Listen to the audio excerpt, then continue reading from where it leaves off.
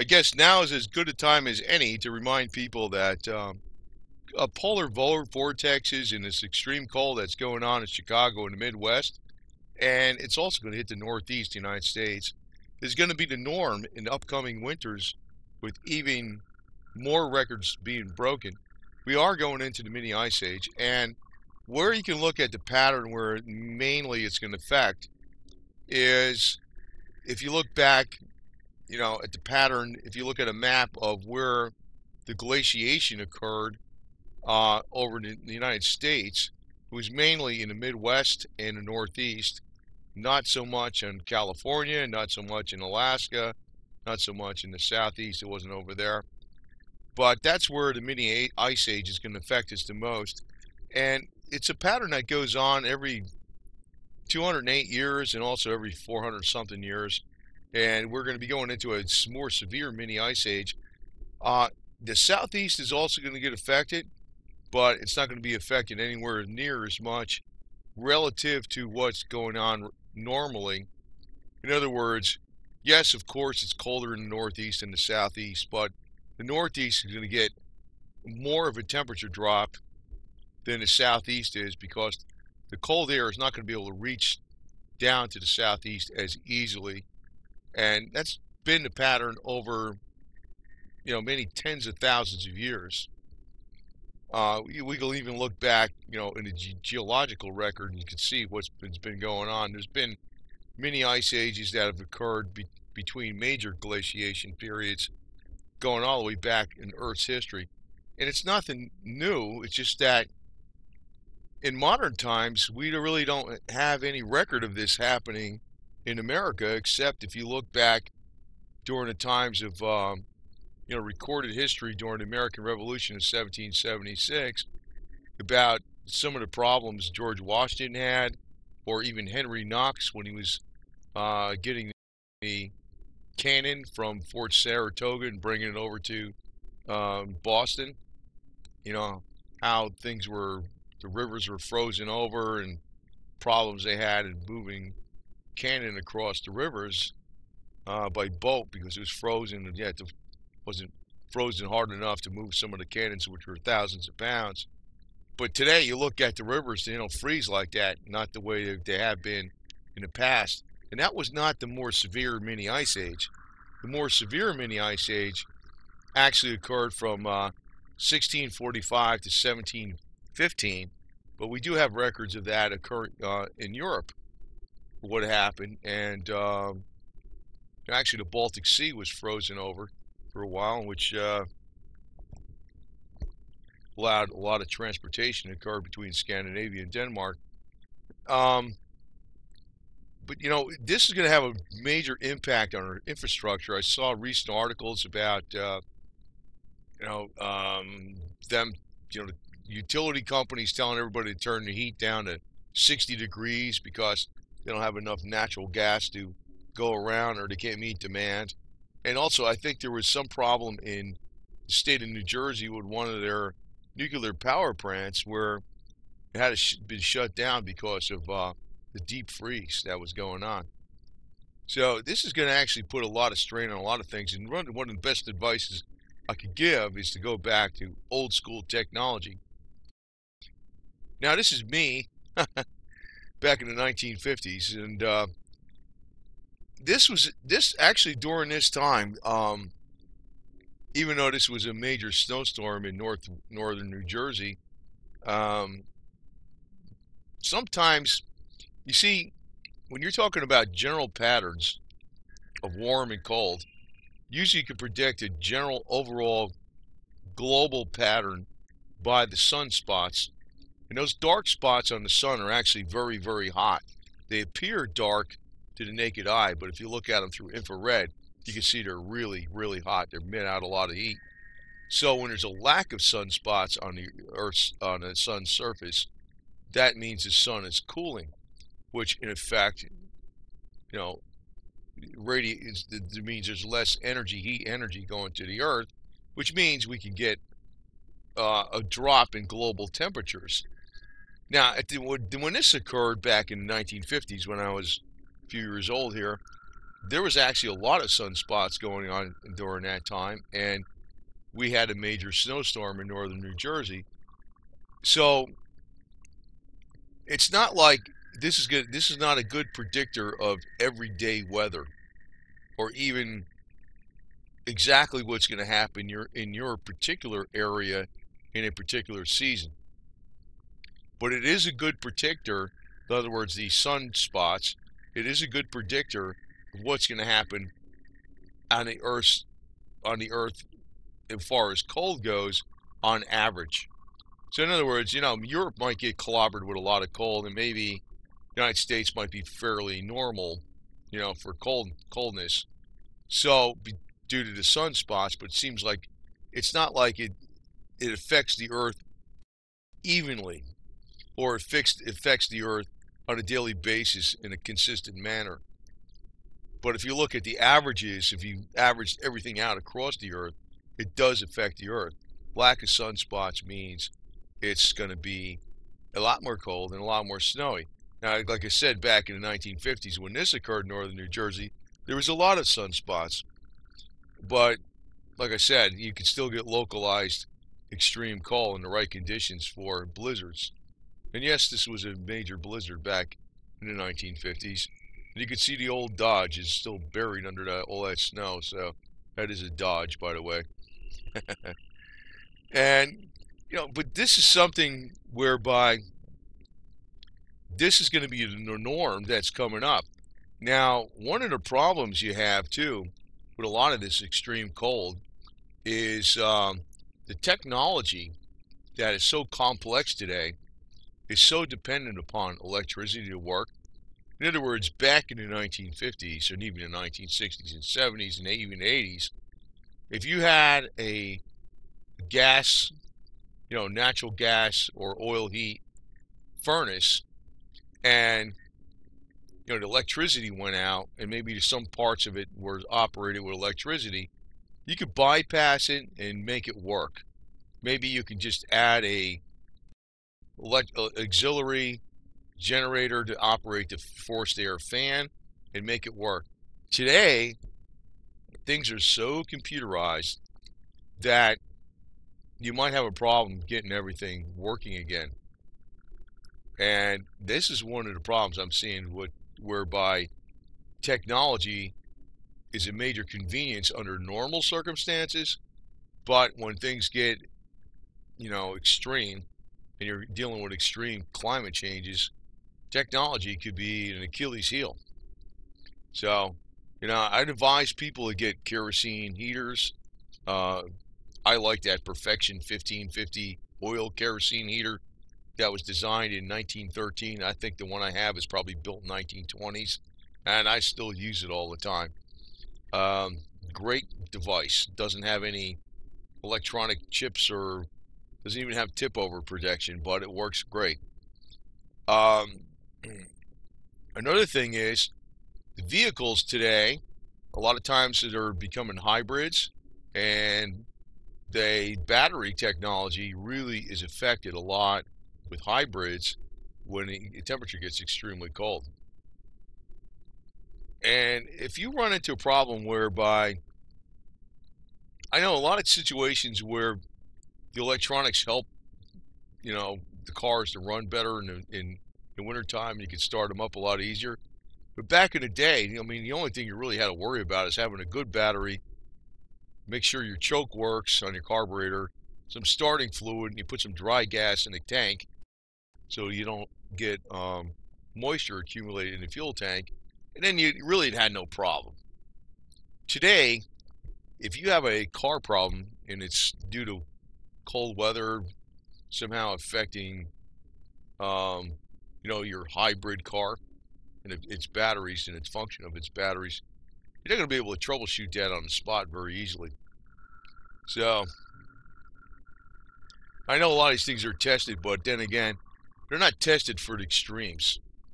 Now, again, this is me back in the 1990s up in New Jersey with my El Camino shoveling snow.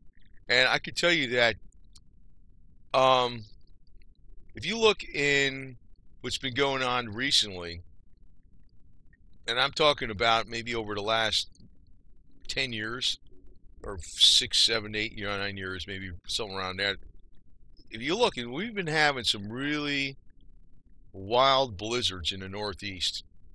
There's been things going on whereby, it was either a near record or it was a record. And a lot of these records have been occurring in from 2008 up, basically. And that's what the reason for this happening. It's not like it happens every year.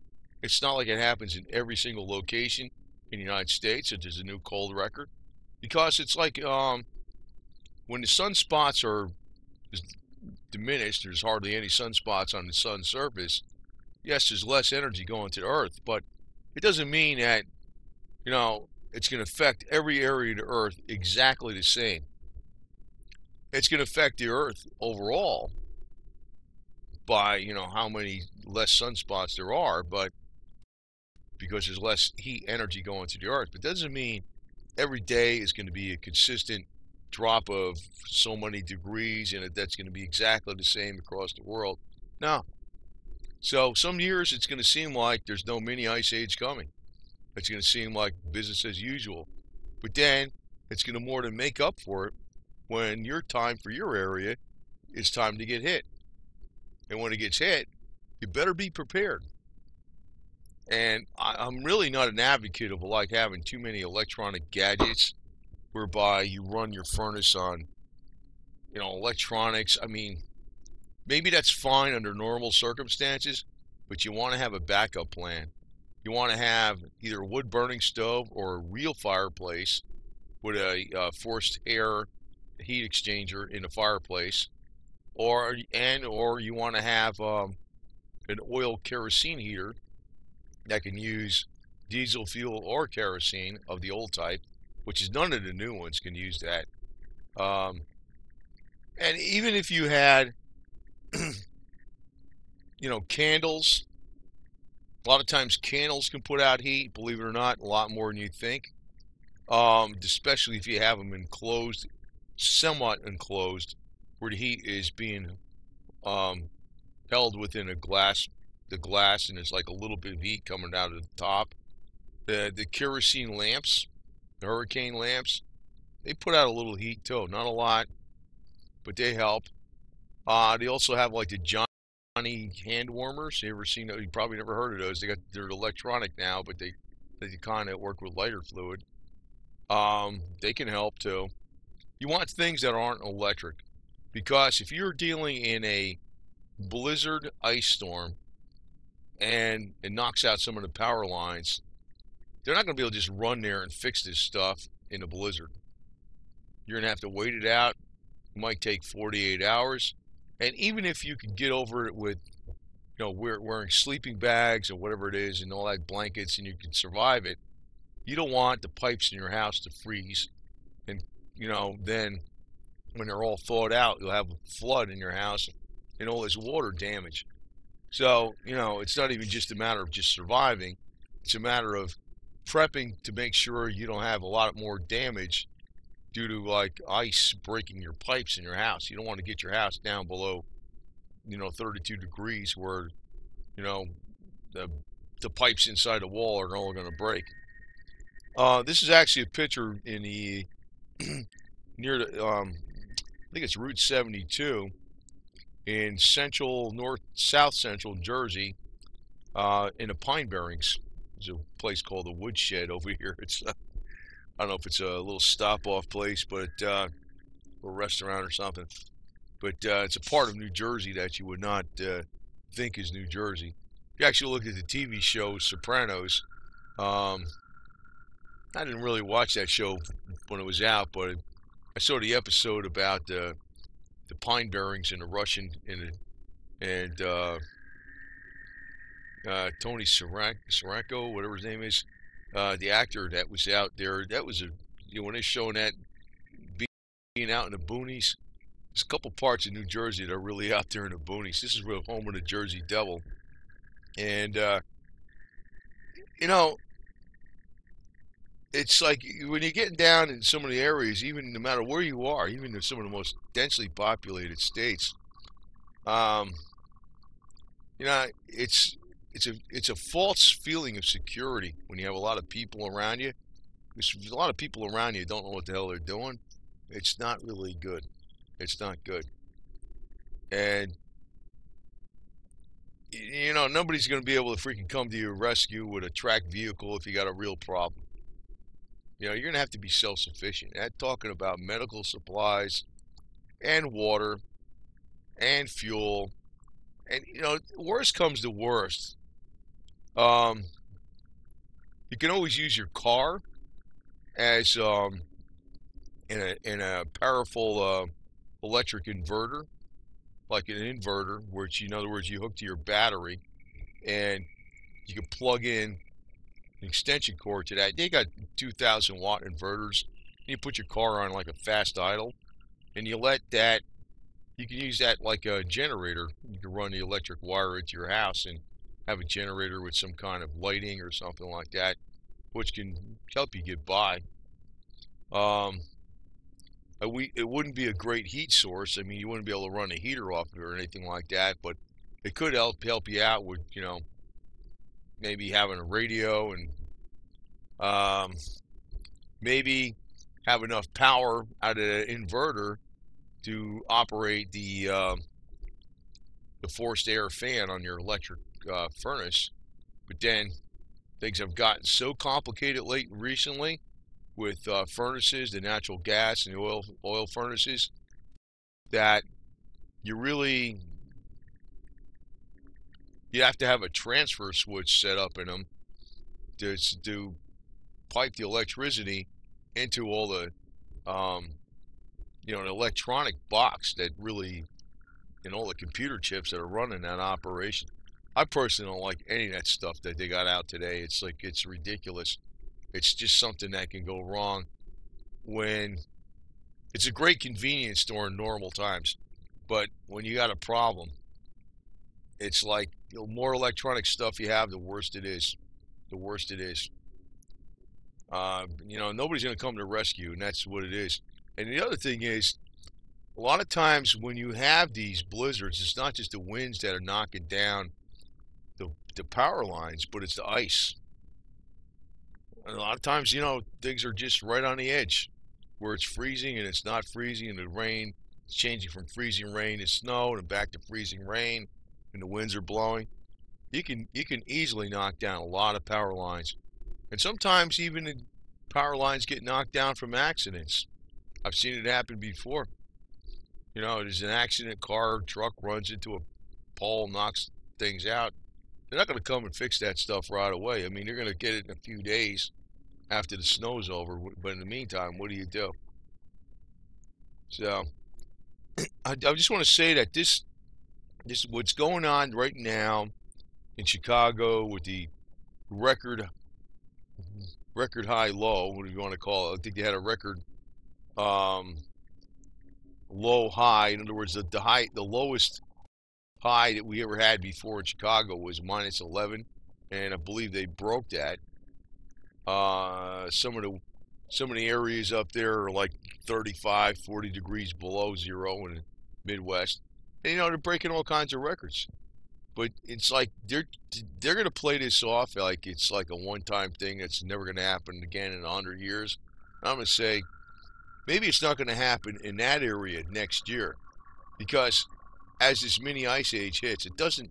It's an overall thing, and maybe it's gonna happen more in Europe or UK or Germany or something, or France next time, or maybe next time it'll hit upstate New York, New Jersey, Pennsylvania, and Maryland or whatever. But you know, when it hits your area, you might have a reprieve for a couple years, but there's no reprieve on what's going on overall. It's just your localized area might not get the full brunt of it, but then, you know, it's gonna more to make up for it when it hits. So you better be prepared for all this stuff. Um, I'm in Florida, but you know, to tell you the truth, I'll probably be getting out of here eventually.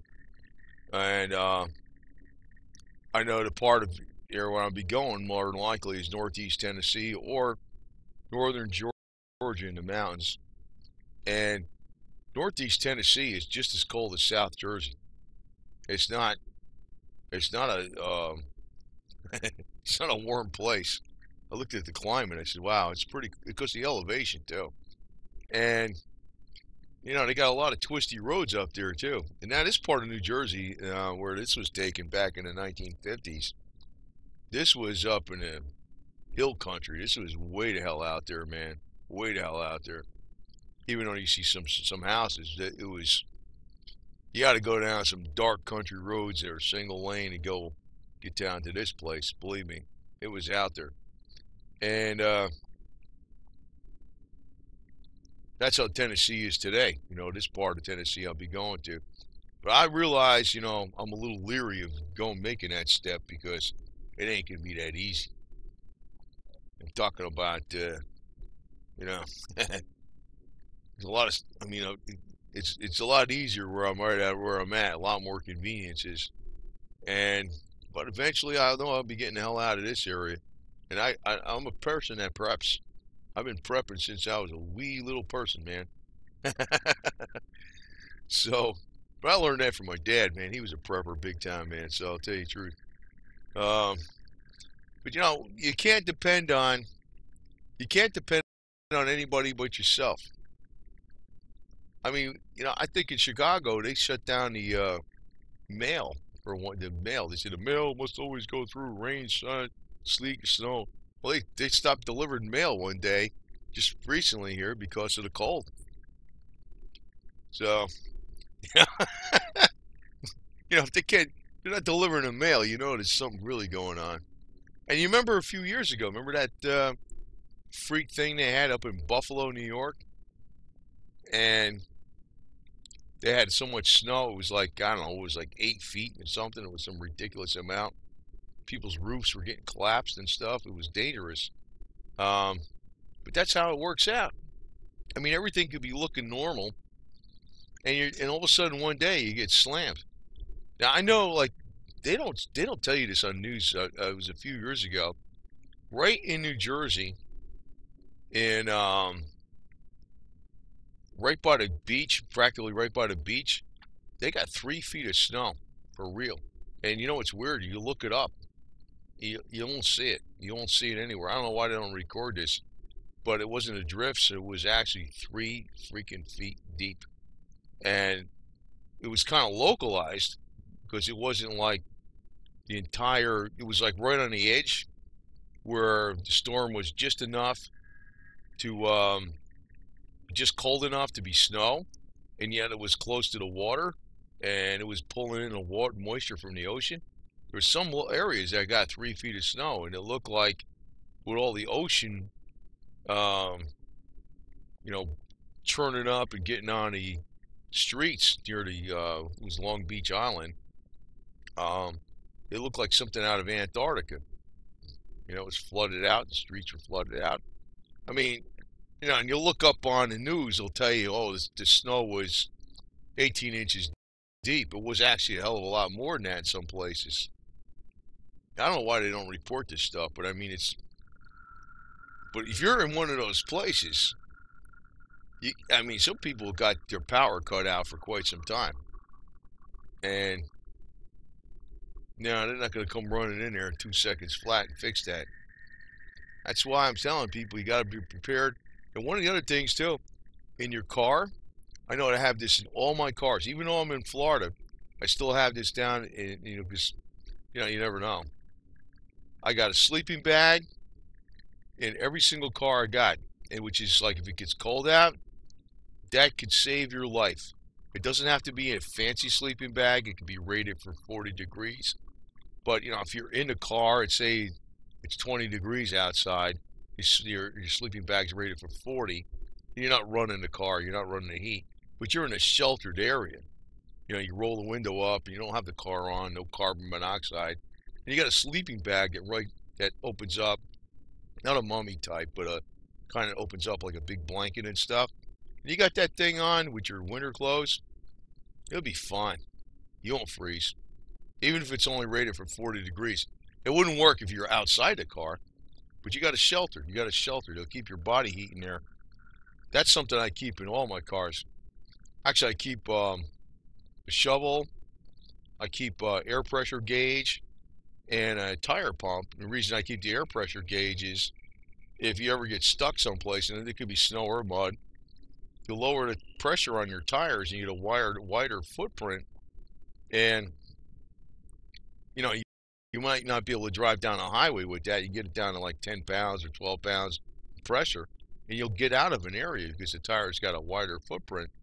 And then I got the hand tire pump and the pressure gauge. I can pump the tire back up and get it up to like at least maybe 25 pounds or so, good enough to ride down the highway. So, I keep a lot of stuff in every single vehicle, and that's one thing you really should do. That's something else a lot of people don't do. Oh, most people don't do that at all. So, most people don't prep at all. Not even in the least. And me, it's like, I think you should always have a backup system. Do not rely on all this electronic garbage. I mean, it's great when everything's working, but when the power goes out, you don't want to be dealing with something complicated to get it going again. You want something simple. Like, that's why a wood-burning stove or a kerosene heater is great. You just fill it up with fuel or fill it up with wood, and you light a match, and you got your heat. And you could possibly have a generator backup system for your forced air heating system, an oil burning, oil heat or natural gas with the transfer switch. But then that's more complications. Say you can't start your generator up to power the forced air system. What are you going to do then? That's why you want to keep things simple as possible. And most people don't want to bother doing this. They don't want to bother doing anything. And I tell you, if you're out in a car, if you think that you're going to call AAA in a blizzard to get you, forget about that stuff. That was one of the biggest mistakes that happened in Buffalo. The people are overwhelmed. One of the guys that was actually out there saving people, he had one of those monster trucks, and he saved a lot of people. He was doing it all on his own time, his own money, and privately owned vehicle, a monster truck. He was able to get around there and get people out of their cars and keep them from freezing and all this kind of stuff. But you really can't depend on the government, because as soon as what happens is when in an emergency, they're all overwhelmed. I'm telling you, this is going to be the norm, but it's not going to be every single year. This is going to happen. In other words, it might be, globally, it's going to get colder and colder. But, maybe one year it's going to be, Moscow gets clobbered, and, Hamburg, Germany, and London. And then the next year it's more in the USA or something. It's not going to be even Steven every single day. It's going to be exactly this much colder, and it's going to be every single area is going to be affected exactly the same. On average, it's going to be that way. But when your time comes to hit, in other words, you get a reprieve for a couple years, and when it hits, it's going to be ridiculous. It's going to be beyond ridiculous. And, we're not even anywhere near over with this winter. As far as I know, I'm going to take a guess over here. But the way things are looking, there might be a snowstorm in the Midwest or the Northeast in February or this winter, say. Since we're basically not quite even halfway through winter, that will be an all-time record. That'll be extremely life-threatening. And you'd think people would wake up right now just due to what happened, but the news media is telling you like, oh, this is once every 100 years. No, that's not the case. And like I said, don't hold your breath for the next time it's going to hit. But I'm saying it's not going to be 100 years from now that these type of record polar vortex events occur. It's going to happen fairly soon again. But you might have a couple years or 3 years reprieve where Everything seems normal. And that's what's going to throw you off. Now, as far as Florida goes, I mean, I don't think Florida's safe either, because when this is going on up north, Florida's probably going to experience a lot more hurricanes in, during the hurricane season. So there's no place that's safe. That's just the way it is, man. Anyway, but you know what? The best thing you can do is prepare. In this case, hey, truth, I'd rather have this old Dodge than a brand new. I don't know what do you call those hybrids today. I forgot what the names of them, but I wouldn't want one a hybrid with a lot of electronic garbage in them. I'd rather have something old tech. I'd rather have this old Dodge with a good set of snow chains on it and some blankets in the car, jumper cables, and some meals ready to eat and some water. Because if you get stuck somewhere, you can camp out for a while and not have a problem. Especially with a big old car like that. Big cushion seats. Or this old El Camino. Still got that thing. So, anyway, be prepared. Big time. Very, very important.